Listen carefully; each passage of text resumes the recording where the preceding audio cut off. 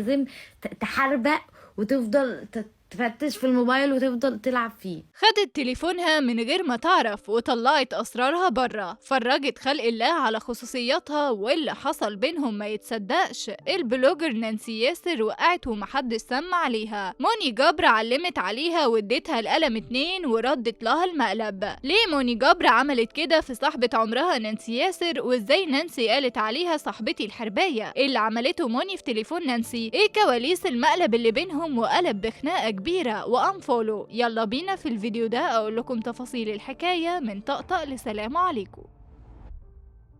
نانسي ياسر دخلت تغير هدومها وخرجت لقت خصوصياتها سايحة قدام خلق الله. الحكاية بدأت لما البلوجر نانسي ياسر خلت صاحبتها موني جبر تصورها بتليفونها، غابت عنها 5 دقايق علشان تغير هدومها. في الوقت ده موني استغلت الفرصة اللي مش هتتكرر تاني وفتحت موبايلها وبدأت تقلب في الخصوصيات. كمان فتحت حساباتها على السوشيال ميديا وبدأت تقلب في الشات. العشم كان واخد موني على الآخر وما اكتفتش انها تفتح الشات او الصور والفيديوهات الخاصة جدا بنانسي. دي كمان فتحت اسك على الانستا وكأنها ورثت التليفون وقالت للجمهور ابعتوا الاسئله وانا اللي هرد عليكم. تليفون نانسي معايا وهي مش هنا، وعرفت هي مرتبطه ولا سنجل وهقول لكم. بس رد فعل نانسي صدم الناس. نانسي ياسر لما لقت الحوارات دي حصلت معاها راحت قايله على موني جبر صاحبتي الحربايه، ما قدرتش تمسك نفسها ولازم تقلب في التليفون، عندها فضول يكفي العالم. قالت موني صاحبتي اللي بتحبني فتشت في خصوصياتي، بس كتر خيرها موني والله ما لقيتش رسايل مع الاكس بتاع نانسي، وقالت انها فعلا سنجل وما بتحورش يا جماعه. هنا بقى لازم نكشف تفاصيل المقلب اللي ردته موني جبر. فاكرين لما نانسي ياسر واهلها عملوا مقلب في موني جبر وهي عندهم في البيت واتهموها انها خدت حاجات خاصه بينهم من الشقه، يعني قاعده معاهم بتاكل وبتشرب ودخلت بيتهم وخدت حاجتهم من غير ما يعرفوا. وقتها موني جبر انهارت في البكاء لدرجه انها مشيت حافيه من البيت ولبست تحت البيت ما استنتش لحظه. وموني ما اكتفتش بكده، دي عملت انفولو لنانسي ياسر ومش عاوزه تعرفها تاني. بس بعدها عرفت ان اللي حصل فيها ده مقلب، والجمهور استغل الموضوع ده وجاب السيره وهي موني في الاسك على تليفون نانسي. موني قالت انها اتضايقت واتخانقت مع نانسي ياسر وقتها واتخاصموا فعلا لحد ما عرفت ان اللي حصل فيها ده مقلب، وقالت دي نانسي التافهه عادي يعني وخلاص المسامح كريم. اللي حصل من موني لما خدت تليفون نانسي كان كله ضحك وهزار علشان هم اصحاب جدا. كمان نانسي ردت على جمهورها وهي بتضحك وقالت علشان تصدقوا اني سنجل عادي يا جماعه بتحصل ان القمر ده يكون سنجل لسه. من الظاهر كده نانسي هتحرم تسيب تليفونها تاني. لما الجمهور سألها هو كل صحباتك بيمسكوا تليفونك، فهي قالت تقريبا كده هم عارفين اني مقصرة معاكوا جمهوري ومتابعيني علشان كده بيقوموا بالواجب من غير ما اقول لهم. بس ده الجانب الفكاهي في الموضوع، انما الوش التاني لنانسي فقالت بجد الموضوع ده زهقني، مفيش خصوصية بس انا راضية بصحابي هعمل فيهم ايه بس. يا ترى ايه رأيكم في اللي عملته موني ونانسي، وهل الصحوبية بينهم توصل للدرجة دي؟ شاركونا برأيكم في التعليقات.